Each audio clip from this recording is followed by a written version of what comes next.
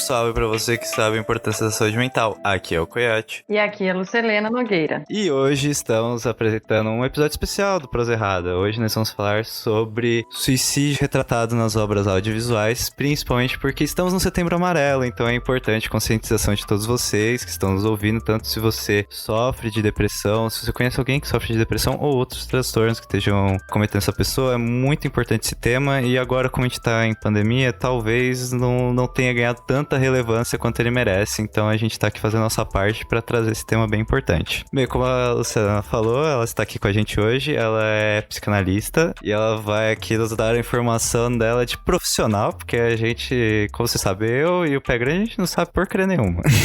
Então ela tá aqui pra garantir esse lado pra gente. Bem, gente, vou explicar mais ou menos como vai funcionar antes de eu começar a soltar os spoilers aqui. Como a gente vai falar de obras audiovisuais, eu selecionei umas 6 obras, sendo que 3 delas que a gente vai falar mais especificamente, as outras a gente vai só citar por alto. Então, quando começar a falar da obra especificamente, eu vou avisar, falar assim, olha, vai ter spoiler disso aqui. Aí você pode pular pro minuto, que vai estar falando lá no áudio bonitinho, e aí você vai pra próxima obra, sem ter que pegar spoiler, caso você queira ver a obra e não tenha visto ainda. Bem, sem mais delongas, bora lá.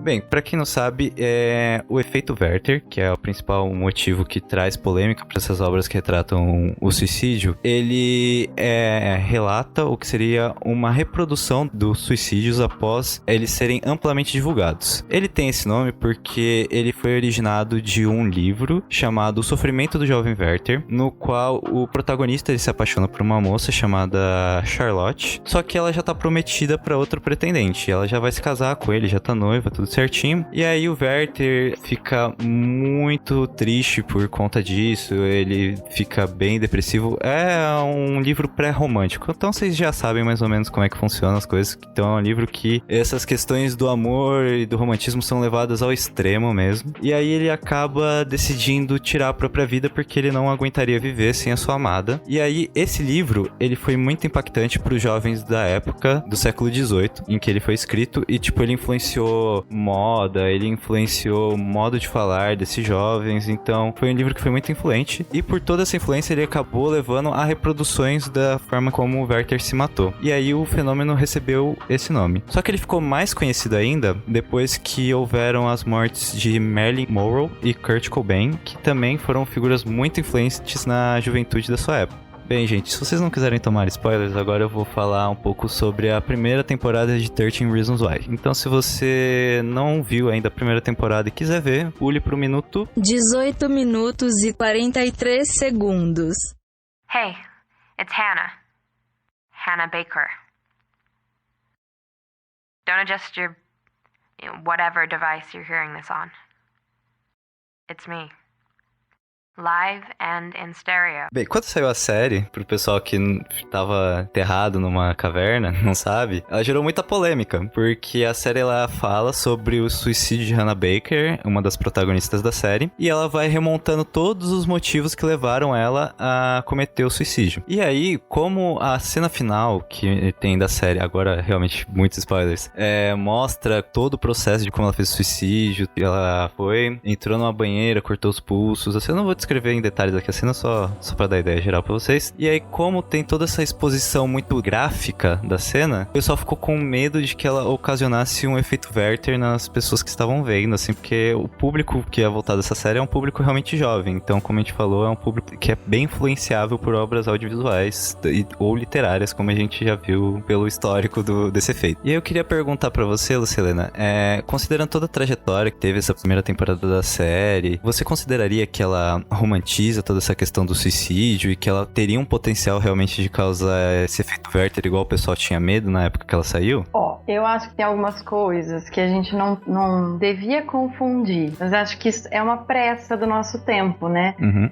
Porque se matar de qualquer maneira sempre existiu, né? Então não é ver que alguém se matou que vai me dar vontade, né? O que vai acontecer? Eu posso me identificar com o personagem e saber que essa é uma possibilidade, né? Então, é muito menos perigoso eu ver a cena e falar assim, nossa, se eu concordo com ela, eu devo estar com alguma questão, algum problema, porque se eu concordo que ela devia morrer, eu acho que essa é uma possibilidade pra mim. Eu acho que isso é muito mais importante do que a forma como ela escolheu morrer, né? Então, assim, os motivos, as 13 razões, né, são muito mais importantes do que a forma como ela escolheu. E eu acho que essa série foi feita pra adolescentes, mas também um tapa na cara, assim, de olha, tantas coisas encobertas que ela tava carregando em silêncio e que a gente precisa olhar, sendo ou não adolescente, né? Tem muitas coisas envolvidas que levaram ela até lá. Eu não gostei da forma como ela fez, assim, não pela forma como ela escolheu a morte, mas como que ela se vinga da galera, né, com o próprio corpo, com a própria vida. Entendo. Mas assim, você não acha que, como tem toda uma questão de bullying, assim, não só de bullying, tem outras razões também durante a série que vai explorando, mas por ter essa questão toda do bullying, assim, que é bem forte durante a série, você acha que pode acabar influenciando alguns jovens que acabaram vendo? Porque bastante jovens sofrem bullying até hoje, assim. Esse não acha que pode ter algum impacto neles, deles quererem seguir algum caminho parecido? Acho que pode ser uma descoberta de um caminho, mas não necessariamente precisa ser o mesmo caminho, não precisa ser a mesma escolha, né? Então, assim, parar pra pensar, e daí acho que é a questão do tempo, né? Parar pra pensar assim, essa foi a escolha da personagem. Isso que aconteceu com ela tá acontecendo comigo. E se eu fizesse diferente, né? Porque ela deixa as cartas dizendo pras pessoas onde que ela acha que as pessoas erraram com ela. Então, ao mesmo tempo que é um discurso que conta a história dela e tenta culpar os envolvidos, também é uma deixa assim, olha, se a gente tivesse prestado atenção, talvez a gente se envolveria diferente, né? E o fazer diferente não é se culpar pelo suicídio de alguém, é se dar conta do como que as nossas ações repercutem no outro sempre, né? Desde do menino que era bonito, atleta lá e que deu uma rejeitada nela à toa, até o melhor amigo que, tava querendo ouvir ela, mas não tava dando conta. Então, assim, será que é o outro que se responsabiliza pela tua escolha? Eu acho que algum adolescente que tenha assistido e se identificado, tá na hora de conversar com alguém, em vez de copiar, né? O videogame a gente sai matando todo mundo, mas nem por isso a gente compra uma arma, né? Sim, sim. Eu acho até interessante um ponto que eles levantam bastante na série, assim, o personagem do Tony levanta bastante, que ele sempre fala que a gente nunca sabe o que tá passando na vida do outro, e realmente, ninguém nunca sabe. Às vezes a pessoa tá passando por um momento muito difícil, e aí o ideal é que você sempre tente tratar os outros da melhor forma possível. Assim, sempre tente tratar, porque você nunca sabe se a pessoa realmente tá passando por alguma coisa difícil. Seria legal você pensar, tipo, se eu estivesse passando por um momento difícil, eu gostaria que as pessoas me tratassem assim. Bem, mas voltando à série em si, os defensores da série, no geral, eles falam que ela serviu pra trazer luz a esse assunto. E assim, você acha que a forma como ela trouxe luz a esse assunto foi a melhor forma possível? Teriam outras formas de trazer isso? Porque, querendo ou não, a série também trouxe bastante polêmica em torno dela, por todo o contexto que tem principalmente da cena no último episódio. E aí, você acha que teria outras formas de trazer o assunto do que mostrar essa cena muito gráfica, assim? Olha, eu não sei, porque quando eu vi a série, pra mim ela não morreu no último capítulo, no último episódio. Pra mim ela morreu no episódio anterior, na banheira. Não vou dar spoiler. Mas assim, como é que a pessoa suporta tanto sofrimento, né? E assim, não é tanto sofrimento na história dela. Acho que eles fizeram um catado de várias outras questões, né? De separação dos pais, de protecionismo, de machismo da instituição escolar, de uma negligência, de uma não aptidão do orientador dela com quem ela foi finalmente buscar um adulto, né? E o cara não estava necessariamente conseguindo ouvir. A gente não sabe se ele tivesse ouvido mais, sem se preocupar tanto com a imagem da escola, poderia ter feito diferente. Mas pra mim, o matar o corpo foi só simbólico. Ela tinha morrido no episódio anterior. Realmente. Né? A cena do olhar da banheira, aquele olhar, que não era nem uma banheira, né? Sei lá como é que chama isso nos Estados Unidos, uma piscina lá fora, na festinha do cara lá. Que pra mim foi ali que ela morreu. E daí depois foi muito difícil sustentar o corpo, sustentar a vida depois de todas as invasões que já tinham sido sofridas, né? E num silêncio interminável, que só sobrou gravar. Eu acho muito simbólico o que a série faz, né? Ela não conseguia falar com ninguém, mas quando ela decide, ela grava. E se tivesse alguém ouvindo, né, pra interagir durante, pra falar assim, olha, tem até essa narrativa aí, mas tem alguém do teu lado, tem outra coisa, conta comigo, né? Que o gravador era uma máquina, ele não poderia fazer nada por ela. Ela fez uma escolha solitária, né? E acho que esse é o perigo, ficar sozinha demais. Sim, né? É porque principalmente o que eles trabalham bastante na série é que ao longo dela, pelo menos dessa primeira temporada, eles vão minando aos poucos o que seriam as redes de apoio que ela teria, principalmente os amigos, os pais que estão passando por problemas e acabam não dando atenção pra ela. E ela se vê muito sozinha durante a série toda. E aí eu acho que é um ponto que eles batem bastante. Tipo, eles não batem tanto diretamente, mas é que eles trabalham pra mostrar que ela realmente estava sozinha. E aí mostra que ela não tinha essa rede de apoio, que é um negócio que é muito importante pra pessoas que estão passando por um momento assim. Aí você acha que isso teve realmente uma influência? Como que é difícil identificar, né? Porque a gente olha pra um adolescente e fala assim, isso é coisa de adolescente. É uma fase. Eles são assim mesmo, né? Eu sempre brinco que os adolescentes de antes, da minha geração, batia a porta pra mostrar que tá bravo. Os de hoje só não tiram o fone. Então como é que a gente sabe o que tá se passando na cabeça de alguém, né? Acho que isso fica muito marcado, né?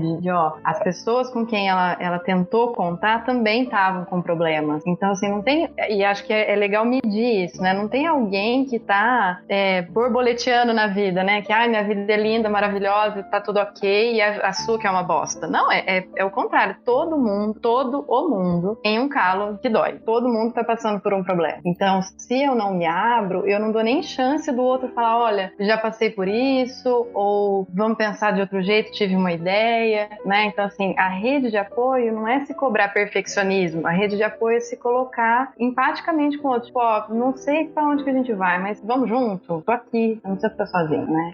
E ela foi contando como ela foi tentando e não foi encontrando, porque cada um também estava vivendo o próprio dilema, né? Sim. Cada um também tem sua razão pra não conseguir atender ela, né? Porque se a gente olhar bem, ela fica meio mimada no final, né? Ninguém deu o que eu quis. Todo mundo ultrapassou um limite ali. Mas daí ela tem um quê de, ninguém fez o que eu quis, então deixa eu contar pra eles que a culpa é deles. E acho que essa é uma questão muito delicada, né? Porque as pessoas não podem se sentir culpadas pela escolha do outro, né? Escolher acabar com a própria vida é uma escolha muito cruel, consigo e com o outro, né? Que cada pessoa que se suicida impacta de 6 a 10 pessoas que estão em volta. Então você não tá acabando só com o seu sofrimento, você também tá promovendo o sofrimento dos outros, né? Isso com uma chantagem para todos os lados assim, é um foguinho de palha, né? Porque a mãe pode virar e falar, não se mate porque eu não vivo sem você, e ela fala, mas porra, tem que ficar viva por tua causa, não é justo também, né? E várias coisas que vão se desdobrando. Então, por ser muito delicado, é muito importante falar. Essa foi uma forma escolhida da série. Não é a única forma, mas eu acho que deu uma chacoalhada aí olha quanta coisa que levou ela a ter essa escolha. Não foi a melhor escolha, mas pôde abrir um monte de janelinha, né? Realmente, é inegável que começou uma discussão. Independente da forma como fez, começou uma discussão, realmente. E aproveitando que já tava falando dessa questão dela pedir ajuda e tal, o que você acha em especial do último episódio que mostra que ela tentou buscar ajuda e no final ela não conseguiu a ajuda que ela queria, mas mesmo que não fosse a ajuda que ela queria, no episódio eles constroem assim que não foi uma ajuda adequada de forma geral, como se desse a mensagem que mesmo tentando buscar ajuda não adianta de nada. Você acha que é uma mensagem boa essa que a série passou, ou se realmente foi assim a tentativa do que a série tentou passar com essa mensagem? Porque é realmente complexo esse último episódio, principalmente pelo tema do penúltimo episódio que trouxe, porque ele misturou, acho que duas coisas ali, parte do suicídio que vem acompanhando a série toda e principalmente esse tema, acho que como eu já falei, eu vou dar spoiler aqui, do estupro que aconteceu no penúltimo episódio, e aí tipo ele misturou esses dois temas e juntou pra o último pra mostrar que ela foi buscar ajuda pra essas duas questões e ela não conseguiu. E aí eu entendo que um dos objetivos pelo menos era mostrar que muitas das mulheres que buscam ajuda com questão de estupro não conseguem ou são questionadas quanto a isso, só que eu acho que ao mesmo tempo, como teve essa questão do suicídio dela, acho que passa uma mensagem que tipo, se você tá sofrendo, mesmo assim não adianta buscar ajuda e você vai continuar sofrendo. Aí você acha que realmente foi essa mensagem que a série tentou passar? Acho que pra quem tá sofrendo pode entender que é isso, né? De que foda que não tem saída. Mas pra quem é rede de apoio, pra quem quem ocuparia o lugar da rede de apoio dela na série, né? Que era um assistente social ou um psicólogo da escola, os pais e os amigos, é meio que um chacoalhão, sabe? Assim, como é que será que você sai do teu lugar moral pra ocupar teu lugar institucional, teu atributo, né? Que a tua função aqui é ouvir o que ela tá dizendo, não é julgar. Ela foi estuprada, mas também queria o quê, né?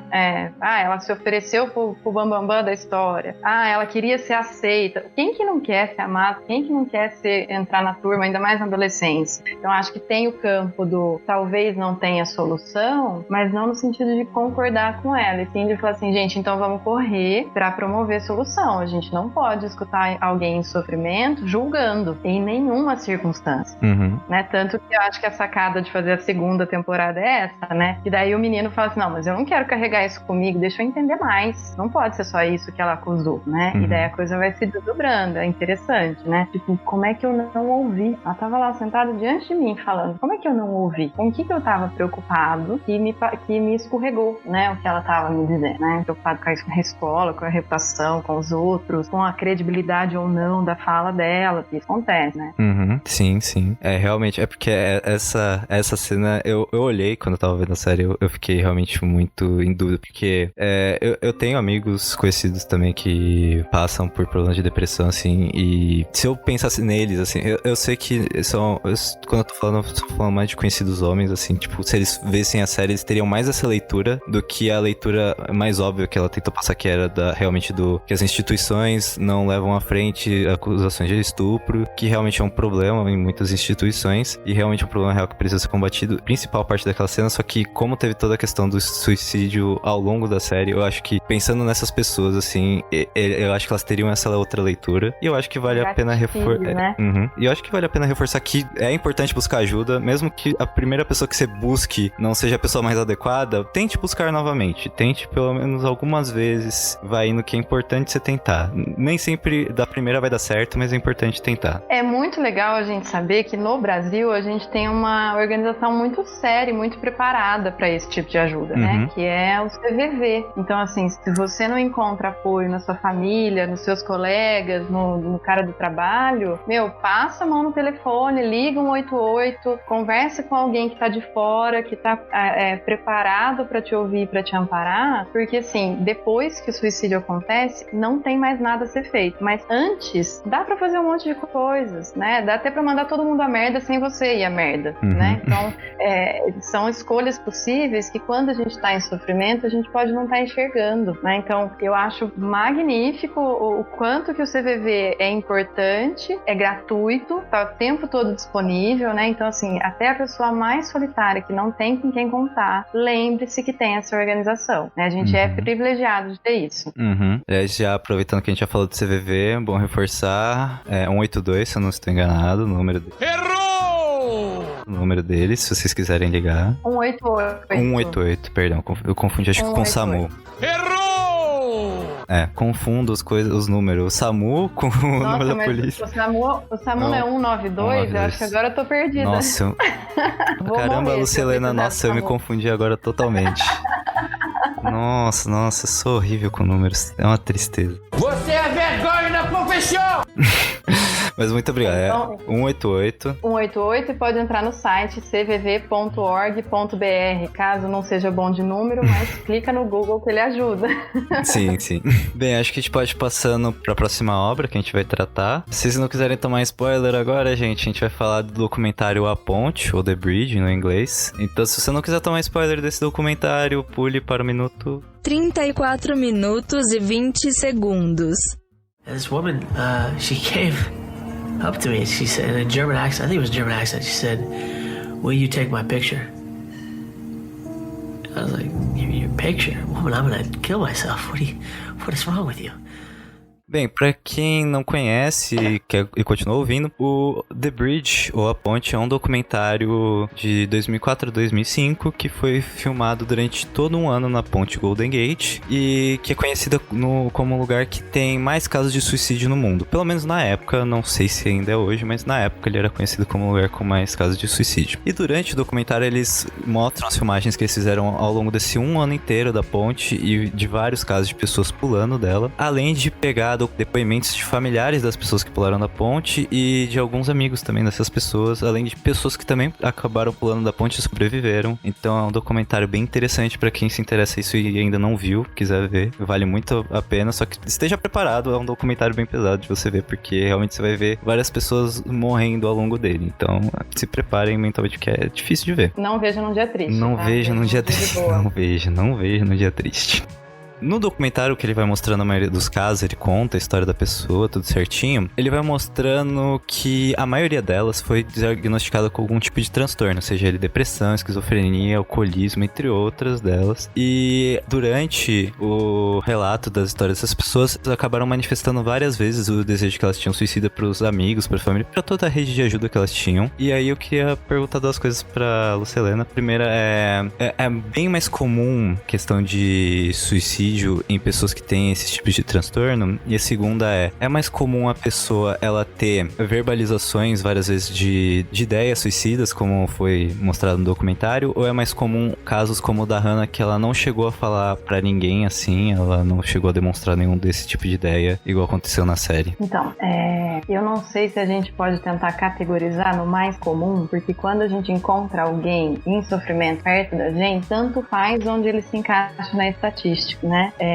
É claro que quem já tem algum tipo de transtorno mental, de problema de saúde mental, de alcoolismo, de outras coisas são mais pesadas na vida, acho que uma das repetições da narrativa ali era assim, gente que já vinha há muito tempo num sofrimento e que já não tinha mais nenhuma perspectiva, né? É claro que é muito mais possível que isso aconteça, mas a gente precisa lembrar que uma pessoa que está acostumada a ter uma vida muito organizada e, sei lá, tá bem de vida, tem uma empresa legal, uma vida totalmente bonitinha, de repente quebra, essa pessoa pode também não ter condições de suportar e pode ser uma decisão repentina, né? Então, mais importante a gente tentar pensar o que é comum é a gente olhar assim, olha, o suicídio, ele é o sintoma da história. O conflito vem antes, né? Ninguém acorda um belo dia e fala, cansei de viver. Pra cansar de viver, tem que ter tido muito esforço antes, né? Não é covardia nem coragem, né? Não tem rótulo. É a estafa da vida. Então, que vida era essa antes, né? Tanto uma vida brilhante, que ia muito bem, e que não deu conta, e que quando cai, encerra a vida, ou uma vida que ficou insustentável de tanto sofrimento, né? Acho que grande parte das histórias desse documentário vem disso, né? Tem... vou dar spoiler, coisa ruim. Tem um que me tocou muito, que assim, a pessoa antes de decidir já tinha avisado tanto que as pessoas pararam de prestar atenção, né? Do tipo, a pessoa falava, quer café? Não, quero morrer, né? E você para de dar valor, mas quem tá falando pode estar falando sério, né? Nem todo mundo que quer se matar avisa, né? Até pra não ser interceptado. Tem gente que planeja tão bem arquitetado que você fala, nossa, parabéns, tipo, o crime perfeito, né? E tem gente que não quer, de fato, suicidar, mas sabe que é só através disso que consegue finalmente ser percebido, pedir a última ajuda. E se a ajuda não vem, o problema é que daí o suicídio não tem mais alternativa, né? Então acho que tem história de pessoas que são salvas no último momento e que falam assim, ó, não é que eu queria morrer, é que eu não tava dando conta sozinho. Sozinho realmente é muito difícil, pra tudo. Aliás, esse caso que você falou que eu acho que o principal caso do documentário, que o documentário segue inteiro, contando trechos dele, é bem pesado assim, e ele combate de frente aquela máxima que o pessoal tem, que tipo, quem fala de suicídio no final acaba não se matando, mas não é bem assim, muitas das pessoas acabam realmente se matando, então é bom o pessoal prestar atenção nessas coisas, realmente perguntar, assim. Prestar atenção e colocar ajuda profissional no meio, né, pra não virar uma coisa de chantagem, né, do se não fizer isso eu vou me matar, ou então do você ameaça tanto, por que você não faz logo? Porque, vamos pensar, exauriu de viver, e não é só ele, né, quem tá em volta também cansa, a pessoa cansou de ouvir a ponto de não acreditar. A gente deve acreditar todas as vezes, mas não não cobrar que quem tá em volta esteja sempre preparado, porque não dá pra preparar. Por isso precisa entrar um profissional no meio, alguém que medie esse conflito pra não chegar no ato, né? Alguém que dê conta de suportar fora da relação, né? Pra pessoa poder se repensar, se reinventar. Sim, é muito importante a ajuda do profissional. Mas quando você vai vendo o documentário em si, você vai vendo os depoimentos da família, os depoimentos dos amigos, você percebe que eles ficam se questionando se eles poderiam ter feito alguma coisa, percebido alguma coisa que pudesse ter ajudado. E eu queria saber de você, Luciana, se teria alguma dica para as pessoas prestarem atenção, alguma coisa nesse sentido. Acho que uma das questões é assim, qual que é o limite entre o que é privado ou não, né? Porque pessoas em sofrimento têm uma tendência muito forte em se isolar. E isso causa um constrangimento em quem quer ajudar. Será que chegar muito perto vai atrapalhar ou vai ajudar, né? E isso é um limite muito complicado de ter uma receita pronta. Então, assim, a pergunta é como é que as relações se dão? Se elas são complicadas, mesmo que seja para um lado só, né? Mesmo que seja só um que se isole e a outra pessoa toca a vida, é perguntar assim, até brincando com o nome do documentário, né? O que pode fazer ponte de novo nessa relação? O que pode religar uma pessoa na outra? Porque quem se joga da ponte, que é diferente de quem corta o pulso, né? Cada escolha de morte é uma escolha muito simbólica. Quem se joga da ponte quer simplesmente encontrar, né, o fundo onde ela já se tem, né? Que é cair. Que é diferente de cortar o pulso e deixar esvair o sangue, né? De se perder no caminho, de dar um tiro e deixar a bagunça pro outro. Tudo isso tem a ver, né? Então, assim, a pergunta é fundamental de fazer. O que é que tá dificultando essa pessoa se ligar com a vida, né? O pacto tá com a vida. Todo mundo vai morrer. A gente não pode tirar o direito de uma pessoa de escolher morrer. Mas a partir do momento que ela denuncia que ela fez essa escolha, a gente tem que perguntar por quê, né? Porque qual que é o sentido dessa escolha? Porque se ele consegue investir nessa escolha, né? Se planejar, né? Muitos deixam cartas, bilhetes, mochila com informações, né? Pra poder encontrar a família. E isso é muito articulado, precisa de muita racionalidade. Então, se ela consegue investir racionalmente nisso, a gente precisa encontrar energia para ela voltar a investir da mesma forma na vida, né? Então, como é que recria esse sentido para essa alternativa ser uma alternativa descartada, né? Quais são as outras? Né? Você tem energia para planejar por meses o seu suicídio. Então, o que mais que dá para planejar além disso, né? Os suicídios fracassados, eles são suicídios que eles estão pedindo para as pessoas em volta prestarem atenção do, olha, eu não sou capaz nem disso, né? Então, como é que eu articulo com a pessoa, olha, mas poxa, né? Você planejou tudo isso, então você sabe planejar. Alguma coisa está se passando por aí, que não é só, agora tá ligado só ao sofrimento, mas não precisa ser só isso, né? Me deixa entrar, me deixa atravessar isso com você. Realmente é importante, pessoal, quando vê, realmente, como você falou, ter a noção do limite do privado e do que você pode chegar e conversar com essa pessoa, mas sempre tentar, quando perceber, argumentar alguma coisa, mostrar que tem outros caminhos, que o suicídio nunca é a saída, que sempre tem outras formas de você resolver as coisas e que ela pode contar com essa pessoa. Eu acho que é o mais importante, é você mostrar que a pessoa pode contar com você, mesmo que você fale, eu não consigo, porque nem todo mundo tá bem, como a gente viu na série passada, nem todo mundo tá bem pra lidar com isso, mas que você consiga indicar um caminho pra essa pessoa, por exemplo, realmente recomendar pra um profissional, igual você falou antes, que é o ideal. Recomende sempre um profissional, ou que você conheça, ou algum outro profissional. Só fale, melhor você ver um psicólogo, acho que seria bom pra você e tal, que às vezes é mais fácil vindo de um amigo do que a pessoa pensando nisso, porque muitas pessoas têm vergonha de buscar ajuda psicológica, principalmente porque é um tabu e tal. A gente fala, não sou maluco pra procurar essas coisas, mas é importante pra todo mundo, principalmente pra quem tá sofrendo. Voltando pro documentário em si, durante o documentário inteiro, eles vão falando dessa ideia de romantização da morte pela ponte, que as pessoas ganham uma certa, entre aspas, fama por terem morrido lá, porque é um lugar público, possivelmente vai ter muita notícia, vai sair no jornal, tudo mais ou menos nessa linha, e a pessoa vai ganhar uma certa notoriedade. E aí vai criando meio que essa mística em volta da ponte, que é o que vai atraindo tantas pessoas pra lá. E aí, você acha que o documentário, como ele mostra isso, ele abrange isso, você acha que ele poderia vir no mesmo sentido de um efeito Werther, assim, tipo, reforçar essa romantização em volta da ponte e de uma morte ali que traria algum reconhecimento pra pessoa nos seus últimos momentos? Eu tô com medo de ser muito do contra. Eu acho que a gente não romantiza a morte com o suicídio. O que a gente precisa pensar é o quanto que o suicídio é o resultado de romantizar a vida, porque a pessoa que cansa de viver, ela tá se sentindo incapaz de ter uma vida bem sucedida como ela acha que o outro tem, né? E acho que não é romantizar a morte, porque se a gente for ver no documentário, tem 2 mortes por mês, né? Não vai ficar nem famoso, acho que o jornal cansa de dar essa notícia, né? Então, assim, talvez para um ou para outro o objetivo possa ser esse, né? De ser notado pós-morte. Mas é muito interessante a gente olhar o que a gente está romantizando, né? A vida ideal, perfeita, bem-sucedida. E daí a gente pode entrar nessa coisa. São anônimos, foram pular da ponte, né? Não tem um famoso que foi lá para copiar. O que eles estão copiando é uma solução não dolorosa. Acho que a identificação tá aí, né? Então, são coisas que a gente tem hábito de dizer que a pessoa quer aparecer, né?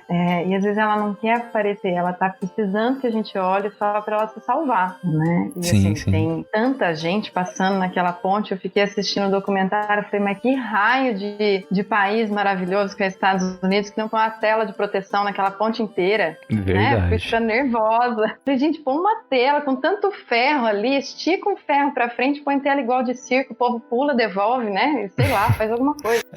Realmente precisaria de alguma coisa assim lá, porque é um volume muito grande de pessoas que se matam. E até tipo o que você tava falando, que eu achei bem interessante, 2 depoimentos, um de um garoto, eu acho que ele tinha seus 24 anos na hora do documentário, quando eles gravaram. Ele tentou se matar, só que ele acabou sobrevivendo, porque no último ele desistiu, ele conseguiu cair de uma forma que ele não morreu. E ele ele contando que antes dele pular tinha um monte de gente em volta, e ele realmente ele falou que ele aparentava realmente estar mal, e ninguém ali em volta se deu o trabalho de perguntar pra ele, ou de tentar pra ele, mesmo sabendo que lá era um lugar que tinha muitos índices de suicídio. Até um casal pediu pra ele tirar uma foto lá deles e não perceberam que ele tava assim. Ele fala, né, tipo, como que eu vou tirar foto? Eu tô indo me matar, e a pessoa não escuta. Exato.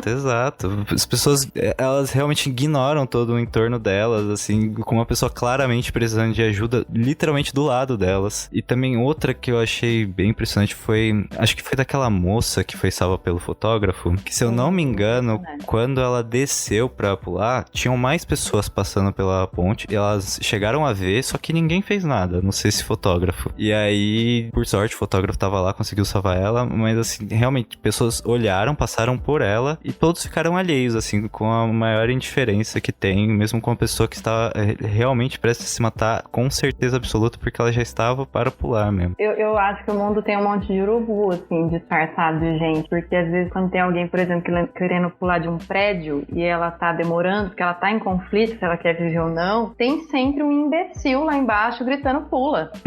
Sempre. Né?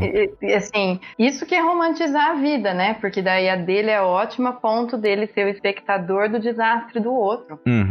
Olha que gravidade, né? Como é que a gente fala pra uma pessoa, vive aí nesse mundo que tem um cara que te pede pra pular, né? Exato. Se a gente dá pra inventar a razão de viver num mundo tão doente assim, né? A questão é que cada um vai dar sentido à própria vida, mas se deixar ferir o tempo todo por essa imbecilidade, estamos perdidos. Exato, né? Tem muita gente imbecil no mundo, não tem jeito, É um mundo difícil, mas a morte nunca vai ser a saída pro negócio, mas realmente é um mundo muito difícil. Tipo, como é que a gente lida com isso, né? A gente fala pra pessoa que, olha, seja forte com todos os castigos que a vida já te deu, né? E daí você fala, se vira pra ser forte, ou você acolhe, né? E às vezes a família, os amigos não dão conta de acolher sozinhos, né? Por isso que entrar um terceiro é interessante, porque é outra narrativa. E a narrativa que a própria pessoa que tá sofrendo vai construir, apagando um pouco essas falas desses outros imbecis, né? O Freud dizia isso. Antes de achar que você tem depressão, veja se você não tá cercado de idiota. Exato. Então, é importante mirar isso, porque senão você paga com a tua vida coisas que os outros fizeram, e daí não é justo, né? Tanto que remete um pouco até a série que a gente falou antes, que o pessoal tudo em volta da garota lá, pelo menos a maioria das pessoas, foram bem idiotas com ela, foram horríveis com ela, tudo em volta. Então, realmente, tem muita gente ruim no mundo, mas também tem gente boa. Então, procure essas pessoas boas. É difícil, eu admito que é difícil, mas talvez você esteja sofrendo porque você é gente gente boa, entendeu? Uhum. E é por isso que você merece se cuidar, porque vai ver se é um cara gente boa que tá aí sozinho, não tá encontrando mais gente boa. Mas fortaleça isso pra não pagar com a tua vida, né? Exato. Pra não deixar pro mundo só os idiotas, por favor. Exato, por favor. Bem, gente, agora vamos para a próxima obra, que no caso é um filme chamado Sociedade dos Poetas Mortos. Então, se você não viu o filme ainda, o que é um pecado, porque é um filme maravilhoso, gente. Como vocês ainda estão perdendo essa obra-prima do cinema, Robbie Williams. Mas caso você ainda não tenha visto esse filme... se suicidou. Exato. Robbie Williams Que se suicidou. Nossa, muito amarradinho. O filme aqui tá muito inserido nesse episódio. Tá muito inserido. E se você ainda não viu e você quiser ver sem nenhum spoiler, pule para o minuto... 45 minutos e 36 segundos. Medicina, direito, engenharia são ambições nobres e necessárias para manter a vida. Mas poesia, beleza, romance, amor, é para isso que ficamos vivos. Bem, gente, pra quem não viu e quer continuar, mas pra quem viu e não lembra direito a história, eu vou contar mais ou menos como é que era. O filme, ele conta a história de um grupo de jovens que estudam numa escola preparatória de elite dos Estados Unidos, que é só pra garotos. E eles têm as vidas deles mudadas quando chega um professor novo de inglês, no caso, o Robbie Williams. E ele incentiva esses alunos a seguir as suas paixões pela arte, principalmente pela literatura, porque ele é um professor de inglês, mas por seguir as suas paixões pela arte, porque como é um colégio preparatório, assim, ele é um colégio bem rígido, é um colégio que preza muito mais as coisas práticas da vida, que o pessoal usaria para suas profissões ou para passar nos processos seletivos de faculdades, assim, do que você descobrir certas paixões que você pode ter na sua vida. E aí um desses garotos que tem no filme é o Neil, e o Neil, ele tem um pai muito rígido e controlador, que é assim principalmente porque eles não são tão ricos quanto os outros alunos da escola, então ele acha que essa é uma oportunidade única pro filho, ele quer o melhor pro filho dele. Só que mesmo assim ele é muito rígido e quer que ele vá pra faculdade de medicina. Só que o garoto, ele quer ter uma certa liberdade dele, pra ter uma certa independência, conhecer coisas que ele gostaria de fazer, além de só ser médico. E então ele decide se candidatar pra atuar numa peça, sem o pai dele saber. Só que no final das contas, o pai dele acaba descobrindo dessa peça e proíbe o menino de participar. Só que o menino participa mesmo assim. Eles têm uma grande discussão e o pai ameaça mudar ele pro colégio militar, e aí realmente o colégio militar todo mundo sabe que é o ápice do pesadelo da adolescência, que é você ser despido de todas as liberdades que você tem. Então ele decide acabar tirando a própria vida na noite que o pai dele anuncia que ele vai pro colégio militar, e aí ele vai no escritório do pai, acaba pegando a pistola que o pai tem lá, e ele pega a pistola, corta a cena, volta pro pai dele, volta, ele tá caído no chão lá. Não chega a mostrar o corpo dele inteiro, mostra, acho que se não me engano, só as pernas ou só uma poça de sangue, não mostra mais do que isso. É uma cena bem relativamente discreta pro que aconteceu. E aí mostra toda essa questão e repercussão que a morte dele tem, tanto pra escola, essas coisas. É um filme realmente muito bom, gente, a história é maravilhosa. E aí eu queria perguntar, Luciana, em comparação às outras duas obras que a gente trouxe, que foram realmente bem mais gráficas, o documentário mostrando as pessoas pulando da ponte e a série mostrando a Hannah com aquela cena cortando os pulsos, essa cena que foi uma cena mais discreta, você acha que ela também é uma boa cena pra abordar esse assunto, que ela agrega tanto quanto essas cenas mais explícitas, ou que ela seria uma outra forma, talvez melhor, assim, de abordar essa questão, de trazer também essa discussão pra mesa? Antes eu vou perguntar uma coisa pessoal. Quando você tá assistindo o filme e rola umas coisas dessas, você faz barulho? Sim, às vezes eu faço, sim. Porque assim, eu lembro até hoje o berro que eu dei, né? Porque ela é uma cena muito mais discreta, mas aquele... Uhum. Não tem como escapar, né? Porque eu acho que das três obras, pra mim ela foi a mais impactante, né? Porque apesar de não ter o visual, o simbólico é tão gigante, né? Se a gente pega a história inteira, né? Ele tem um professor que pagou o preço de ser livre, que é estranho na escola, né? Que na primeira dia de aula fala pra arrancar a primeira página do livro mais sério que ele tem, que é assim, quebrou todas as barreiras. Então assim, são dois dois caminhos, né? O do professor que é super libertário e o do pai que é extremamente tirano, né? E como que para um jovem, independente da época, é muito difícil encontrar o meio do caminho, né? Porque o Neil tava no grupo libertário da escola, Sim, mas sim. o resto tava todo mundo bem quadradinho, tava todo mundo feliz de estar ali, porque o objetivo da escola era essa mesmo, né? Pô, vamos produzir grandes cabeças, né?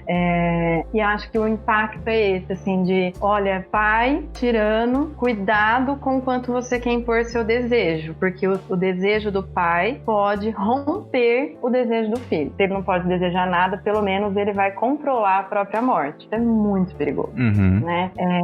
Tanto de pais tiranos quanto pais super protetores, que não deixam os filhos administrar os próprios erros, vontades, experiências, né? De tipo, não, eu sei o que é melhor pra você. Sabe como? Somos diferentes, né? Você pode me orientar, mas tirar meu desejo custa caro. Sim. Né? Eu acho que dos três é o mais brilhante, acho que é a Sociedade. É o mais brilhante.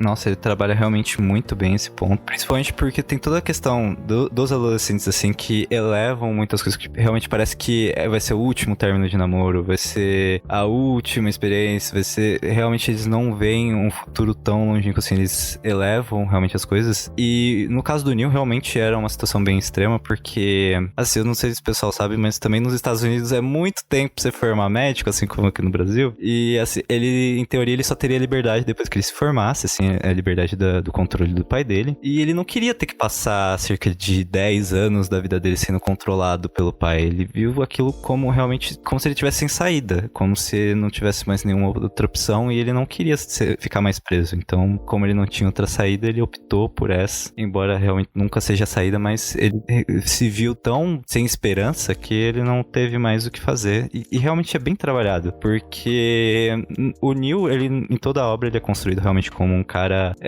alegre, feliz com a vida, que agora que chegou o professor novo, que é o Robbie Williams, que ele descobriu uma nova paixão pela vida, e aí é muito pesado você chegar e observar essa pessoa que era tão viva e em poucos minutos passar por toda essa transformação até chegar nesse ponto que ela decide tirar a própria vida. Então, realmente, essa é uma obra que ela bate fundo mesmo. Eu acho que é a melhor das três, assim. Embora eu ache muito bom o documentário também, mas essa eu acho que é a melhor de construção, assim, dessa narrativa. Porque ali a gente vai poder discutir a sociedade patriarcal, a gente vai poder discutir as instituições, a gente vai poder discutir o machismo que não deixa os homens falar entre si, né? Que é um cala-boca que eu sei mais. Enquanto você vive debaixo do meu teto, sou eu que mando. E como que isso vai apagando o sujeito, né? De ele toma a decisão do fim da peça até chegar em casa, não deixa nem amanhecer, mas não foi uma coisa repentina. Foi assim, eu não vou mais viver sufocado. Eu já aprendi como é que é viver. Agora que eu sei, você não vai me tirar isso. Se você me tirar isso, eu tiro a vida, né? Então,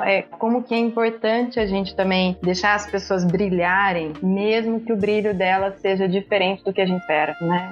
Cada um tem o seu caminho. Sim, sim. Não adianta forçar nada nos outros, porque a vida realmente é de cada um. E quando ela vê aquela vida tirada dela, realmente ela perde o sentido do que seria viver. Então, realmente, eu acho que foi realmente uma lição pros pais, assim. Eu acho que todos os pais, todo mundo quer ser pai que deveria ver esse filme. Até pro professor, né? E eu acho que até pro professor, porque depois ele fala, nossa, mas será que eu dei muito, né? Ele não estava pronto pra brigar por isso, né? Será que eu falhei também? Sim, sim. Porque a pergunta que fica pra quem se mata não sabe a repercussão depois. Mas o estrago que faz em quem fica é muito grande também, né? Não é motivo pra você ficar vivo só por causa do outro. Sim, você precisa encontrar o teu motivo.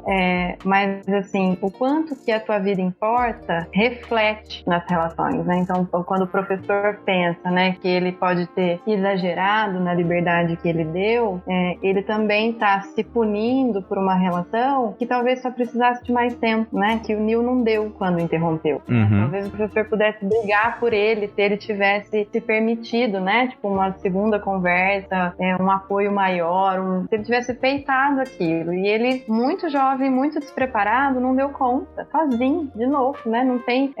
Existem suicídios coletivos assim, mas eles são de seita, né? A maior parte dos suicídios é, assim, o ápice da solidão. Então, talvez a coisa mais importante da gente lembrar é isso. Você tá se sentindo sozinho demais, vai vai precisar de ter mais alguém. Deve estar muita coisa sobre suas costas, né?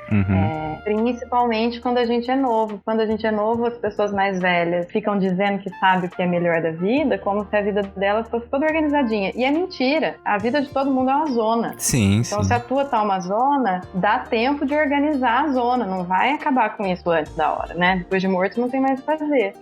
É, igual eu tava falando antes, que realmente, quando você é adolescente, realmente tudo é muito elevado. Mas calma, gente. Mesmo que tenha vários problemas na sua vida, realmente que pareça que não vai ter melhor dali pra frente, eventualmente vai melhorar aquela situação. Todo mundo passa por altos e baixos e é comum. Então, se você é um adolescente, você está passando por momentos muito difíceis, busque ajuda. Se você não puder contar com a sua família ou com amigos, a gente já deu as outras opções, como CVV, como a Luciana falou, mas eu esqueci porque eu sou burro, que é o 188, que eu confundi lá na hora. Mas o 188 do CVV ou o próprio site do Centro de Valorização à Vida.org, se eu não estou enganado. .org.br. Ó, tá vendo aí? Eu sou burro, é difícil a minha vida.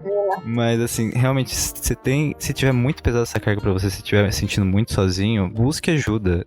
Realmente, a morte nunca vai ser a saída pra você, nunca é a saída. Termina de sofrer pra não precisar terminar de viver. Exato. Né? Termina de sofrer, né? Quando tá pesado demais, divide o peso com alguém.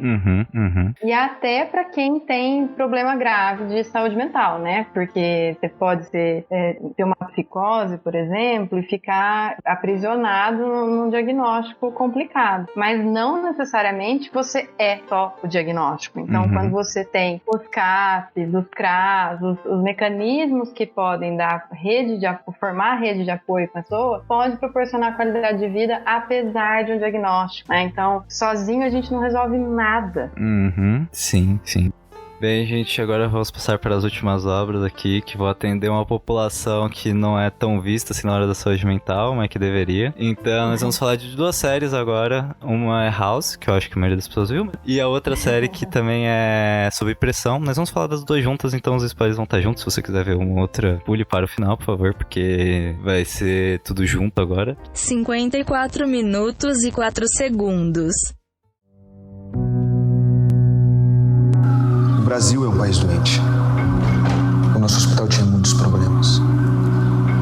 Mas a gente nunca deixou nenhum paciente sem atendimento. Que, pra quem não sabe, as duas séries, elas falam sobre profissionais da saúde. House fala sobre o médico, House e sua equipe. E Sob Pressão, que é uma série brasileira que conta a história de uma equipe que trabalha no SUS. Dentre os atores principais temos a doutora Caroline, que é o que a gente vai falar hoje, e o doutor Evandro, que vai estar no meio da história, mas não vai ser tão abordado agora na hora. Que no House, pra quem não sabe, tem, acho que na 5ª temporada, se eu não me engano, um dos médicos da equipe dele, o Dr. Kirchner, ele acaba se matando, e realmente assim, a série ela não constrói isso, porque a morte dele foi meio por motivos de ele ter que sair da série rápido, então os escritores tiveram que arrumar uma saída pra isso, mas mesmo assim não tira a importância disso, que realmente acontece com frequência, de ele ser uma pessoa muito alegre, igual a gente falou no caso do Neil, e aí do nada ele acabou tirando a própria vida, assim, do nada pra gente que está assistindo e não sabe o contexto da vida dele, fora o trabalho que tem lá na série. E a doutora Carolina, que no caso dela é um caso que já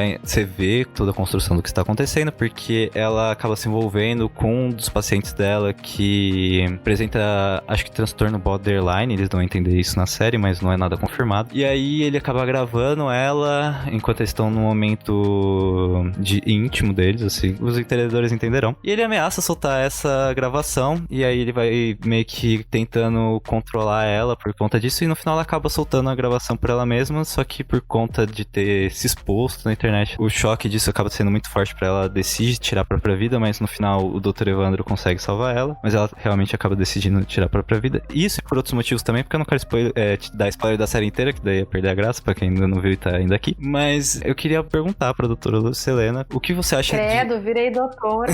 Doutora não. Então, tudo bem. Vou refazer a pergunta pra Lucilena. Considerando que os profissionais da saúde são mais acometidos por doenças como depressão, como burnout, você teria alguma dica pra passar, alguma coisa pra acrescentar nesse sentido? Ai, gente, a dica que eu dou é política, né? Pelo amor de Deus, que SUS é esse? Porque a gente tem um sistema de saúde maravilhoso que fica sendo sugado pela... Que sanidade mental que o profissional consegue ter quando falta gás para ele trabalhar, né? E isso não é uma série, isso é uma realidade, né? Então, acho que muitos profissionais de saúde são mesmo vítimas desse tema e pagam com a própria saúde mental. Então, acho que se a gente quiser cuidar disso, a gente precisa se envolver mais na política, ficar de olho nisso e participar, né, dos nossos conselhos de saúde, dos municipais ou dos federais, acompanhar para ver se a gente acaba com essa roubalheira, porque a série também tem essa questão, né, do como assim por que chegou nesse estado, né? Porque se a gente vê, não é só uma questão pessoal dela, de fui abusada por esse cara que vai me pôr. Eles estão constantemente sendo abusados no limite da sua capacidade de trabalho. Né? Então, assim, a gente vê na série, ainda não era na época de pandemia, mas não precisa nem ser no Brasil pra gente ver os médicos falando como é que eu posso optar quem vai viver, quem vai morrer, porque eu não tenho respirador. Sim, sim. Então, acho que precisa de um olhar da sociedade para isso, né? A gente viu até profissionais de saúde, enfermeiros e médicos serem agredidos agora no meio da pandemia. Isso é absurdo. Tão absurdo quanto o cara que fica debaixo do prédio falando pula, é a pessoa que precisa desse profissional agredir esse profissional porque não acredita, né? Que a gente tá no meio de uma pandemia. Então, acho que quem é profissional de saúde tem algumas dificuldades de personalidade, porque são treinados para se esfriar, para não se vincular muito com o ambiente, para suportar toda a pressão, mas é impossível, né? É impossível você viver sobrecarregado, às vezes com salários pífios diante do tamanho da importância da profissão, às vezes com dificuldade de se reconhecer na equipe, né? De como é que os médicos olham para os enfermeiros, né? Olha, o médico salva a vida, mas quem vai lá fazer o curativo até a pessoa poder voltar para casa é o enfermeiro. Quem compra as brigas pelas vidas é toda a equipe, não tem um que é mais importante que o outro. Então, quando o profissional de saúde está muito engajado, mas ao mesmo tempo muito preenchido desse lugar de poder, que não é verdadeiro, né? Mas eu salvo vidas, ele esquece que ele também precisa se cuidar, que ele também precisa de ajuda, que ele também precisa desanuviar um pouco toda a carga que ele escolheu ter, né? Então, acho que profissionais de saúde é isso, e também juízes, que a gente esquece, né? De como é que é para um juiz suportar diariamente o fato de que ele decidiu sobre a vida do outro. Então, acho que são duas profissões que precisam muito de suporte emocional para não cair nesse dilema, né? De que eu tenho poder sobre o outro, para se lembrar como humano e para articular um pouco o tamanho da pressão que vive. Porque não existe médico sem pressão. Sei lá, deve existir categorias, mas até chegar lá, todos passaram por residência, treinamento, até para entrar no vestibular, né? Então, assim, parece que vai aceitando ser impactado o tempo todo, sem fazer a volta, né? De, mas eu dou conta mesmo, né? Eu posso desabar também, né? O sob pressão é muito disso, né? Tipo, não, se eu desabar aqui, eu sou um médico para não sei quantas pessoas, eu nem posso desabar aqui, né? E isso vai virando sintoma, a ponto deles se descuidarem, porque ela chega a tentar o suicídio, mas durante o episódio, ela fala, eu tô cansada, né? E não é só da vida pessoal, né? Então, como é que o sistema ajuda as pessoas a falirem? A gente precisa parar de individualizar os dramas e lembrar que tem sempre uma sociedade que implica nesse sofrimento, tanto de um não médico, de um cidadão comum, né? Porque por que a pessoa tem medo de procurar ajuda psicológica? Porque falaram que é coisa de louco, né? Que estigma é esse que se põe? E quando você é profissional de saúde, que cobrança é essa de que você não pode falhar, que você não tem problema, que você não precisa de ajuda, porque é você que ajuda os outros? É muito delicado, né? Exato. Principalmente que tem bastante essa pressão do você que cuida dos outros e aí você se vê numa situação que você precisa de cuidados. É um negócio muito difícil para os profissionais da saúde se verem nessa posição. Embora eu esteja observando algumas melhoras nas novas gerações, porque, pra quem não sabe, eu faço faculdade de medicina. Vocês não ouviram o episódio sobre mitologia médica? Vai lá ouvir. Eu e o Pé Grande a gente falou sobre isso. Mas pra quem não sabe, eu faço. E na minha faculdade já teve casos de estudantes que acabaram se matando. No caso foi apenas um caso, bem chocante. chocante.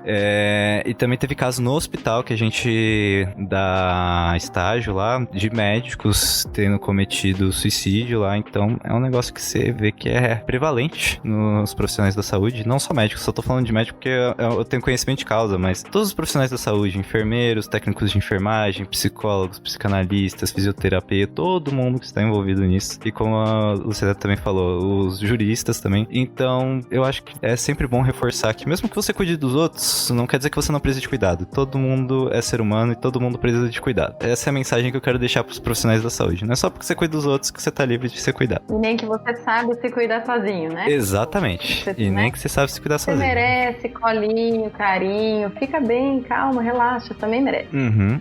Bem, eu acho que era isso das séries em si, das séries e das outras obras que a gente tinha pra trazer aqui. Eu quero agradecer muito mesmo, Lucilena. Já ia falar de novo, doutora. Mas eu quero agradecer muito, Lucilena. Realmente, obrigado por ter aceitado o convite. Obrigado por ter trago tanta experiência aqui pro podcast, para as pessoas que estão ouvindo. Você quer dar algum recadinho final? Eu vou fechar com 3 coisas rapidinha. A primeira é, quem não viu Sociedade dos Poetas Mortos, mas conhece House, o Watson é o Neil. É bem interessante esse fato, né? Já dá vontadinho de assistir. O segundo é que o suicídio, ele é o último ato de uma sequência de sofrimentos. Então, não necessariamente você precisa esperar ter pensamento suicida para pedir ajuda. Então, agora na pandemia, que as pessoas estão online, na maioria dos casos, existem serviços que não são só o CVV, que estão disponibilizando atendimento gratuito se você está deprimido, ansioso, angustiado, de qualquer problema que você tenha vivido, tá? Então, procure isso, porque ninguém precisa ficar sozinho, ninguém tem que ser o foda para suportar toda a angústia, porque quem é foda é o mundo e ele é foda com a gente. Então, vamos dividir esse peso. E por último, quem quiser acompanhar mais discussões sobre saúde mental, sociedade, cotidiano, tudo ali amarradinho, como é que chama isso na medicina? Suturado? Tudo ali suturado pela psicanálise. Eu tenho um podcast curtinho, né, semanal de 15 minutos, que chama Para Agradar as Ideias. E junto com isso tem o Insta, que também é Para Agradar as Ideias, onde essas discussões rolam frequentemente. Então ali tem tanto acesso às mídias que podem fazer atendimento gratuito, quanto conversas que podem ir aliviando o sofrimento cotidiano e te fazendo se encorajar a pedir ajuda, né? E às vezes a gente não precisa de grandes ajudas, né? A gente precisa só de um tempinho pra gente. Então todo mundo merece terapia, tá? Acho que é isso. Aliás, o seu podcast, que agora no último mês de agosto fez uma série toda voltada pros homens, assim, falando várias questões do universo masculino, que a gente abordou um pouquinho ali na Sociedade dos Poetas Mortos. Então, se você quiser aprofundar nessas situações, vai lá no podcast da Lucilena. É muito legal, então vai lá conferir, vale a pena. Ele faz parte da iniciativa Podcasters Unidos, não podia deixar de falar aqui no episódio, não é mesmo? Sempre bom falar. Bem, só pra finalizar, pra não ficar aquele clima assim, vamos passar um monte de obras tristes pra essas pessoas. Não, eu quero passar aqui uma obra legal, convidar a Luciana também pra passar alguma obra legal que ela conheça. E pra você, naruteira de plantão, sabe que aqui a gente é otaquinho, a gente não pode deixar passar essa oportunidade. Passar um anime pra vocês, que é um anime sobre comédia romântica que é hilário, que se chama Kaguya-sama Loves War, que ele conta a história de 2 estudantes do ensino médio japonês, que eles gostam um do outro, mas eles são muito orgulhosos pra admitir. E aí eles ficam meio que tentando forçar o outro a admitir que gosta deles. E aí, tipo, eles vão criando situações muito ridículas pra eles acabarem admitindo isso. Então, é um negócio que fica muito engraçado por conta do tão exagerado que as situações ficam. Então, vale muito a pena ver. É muito engraçado. Pra você que não tá se sentindo tão bem, não quer ver uma obra tão pesada quanto as que a gente falou agora, vale muito a pena ver. Eu acho que eu indico Pat Adam, que é uma obra de saúde mental, que o cara, o Robin Williams, de novo... escapa, né, dos próprios problemas psicológicos e reencara a vida, e também tem suicídio no meio do caminho, mas é uma forma de ressignificar, né? E outra obra que eu gosto bastante, que é pra gente dar risada e valor pra nossa sociedade, é o Alto da Compadecida, que ali tem uma cena muito legal de que nem tudo que a gente sofre é porque a gente promoveu. Realmente são 2 obras muito legais, eu já vi os 2 filmes, são maravilhosos, assim. E bem, gente, era isso. Demais recadinhos de sempre. Passe esse podcast pra 3 pessoas que vão passar pra 3 pessoas. E no caso, passe pra pessoas que você acha que estão precisando ouvir essas mensagens que a gente falou hoje. Nem vou ficar aqui pedindo pra você passar pra qualquer amigo. Passa pra pessoas que você acha que estão precisando realmente dessas mensagens. Ou pra qualquer amigo também, não faz tanta importância, todo mundo precisa ouvir. Mas, se tiver pessoas que estão precisando ouvir, passe pra elas especificamente. Siga a gente nas nossas redes sociais. No Instagram e no Twitter é @proserrada. No Facebook é @proserrada podcast. Nós temos nosso canal no YouTube, que eu prometo que eu vou começar a postar logo as coisas especiais que eu prometi antes. Eu prometo que eu vou postar logo, que é Proserrada. E se quiser mandar algum e-mail complementando esse episódio ou outros episódios que a gente fez, mande pro nosso e-mail proserrada@gmail.com ou uma mensagem para as nossas redes sociais. No geral é isso, gente. Muito obrigado pela audiência de vocês. Eu espero que todo mundo fique bem e tchau! Obrigada, gente.